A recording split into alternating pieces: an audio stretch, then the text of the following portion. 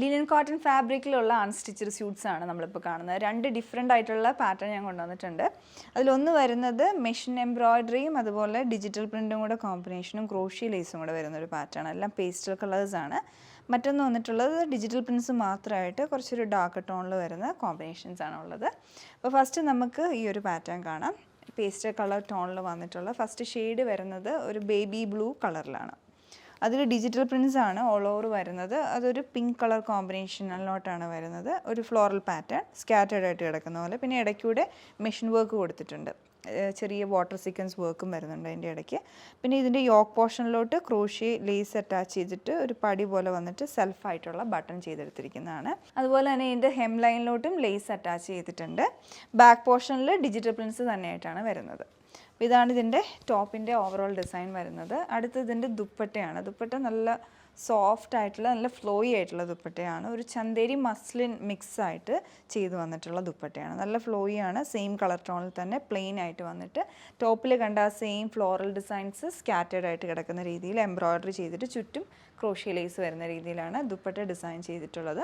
Bottom ഇതിൻ്റെ കൂടെ pair ചെയ്തിരിക്കുന്നത് റയോൺ കോട്ടൺ ഫാബ്രിക്കിലാണ്, പ്ലെയിൻ ആയിട്ട് തന്നെ.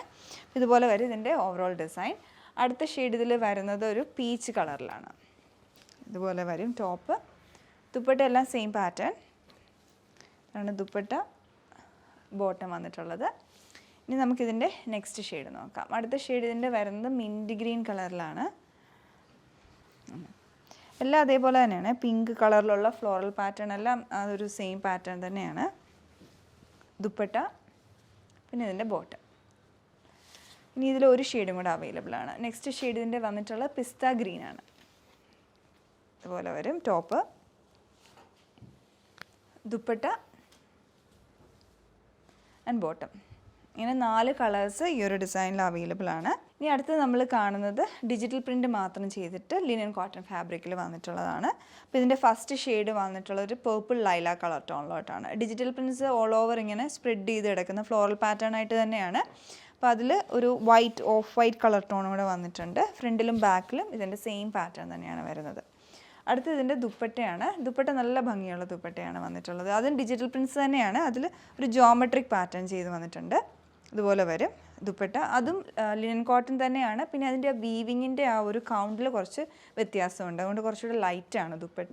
പിന്നെ സൈഡിലോട്ട് വരുമ്പോൾ സിൽവർ സരി കൊണ്ടുള്ളൊരു ബോർഡറും വരുന്നുണ്ട്. എൻഡിലേക്ക് ടാസൽസും കൊടുത്തിട്ടുണ്ട്.